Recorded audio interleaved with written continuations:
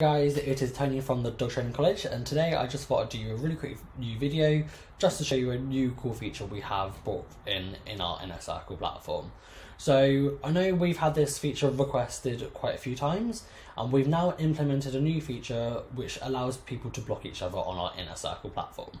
So I know a few reasons why people may want to block someone could be due to unwanted messages, if someone keeps tagging them in the newsfeed, or if they keep sending you friend requests on our platform.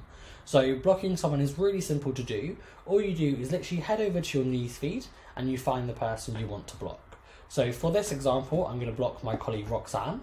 So all you do is just click on her profile. And once her profile loads, you should see a new option next to message called block. And blocking them is really simple. You just click on block. It will pop up a dialog just to ask you to confirm you want to block that person, because once you have blocked that person, they won't be able to message you, they won't be able to tag you in any post or through the newsfeed, and you won't be able to add this member as a connection either. So all you do is click on confirm once you've wanted to block that person, and you will automatically be redirected to our new page, which will show you all of the blocked members as well. So this new page will be available in your account settings in the Inner Circle, and you can unblock anyone at any time as well. So let's try and search for Roxanne now I've blocked her.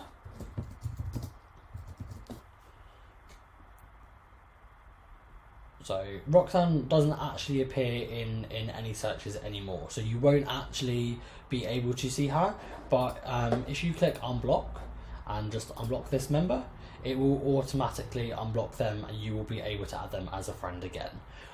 When you do block someone on our Inner Circle platform, it will send a notification to one of our site admins, and this will just basically allow us to make sure that they aren't getting blocked at a certain number of times, because if they do, we would then also be able to have a look into it and work out exactly what's going on and why people keep blocking a certain member.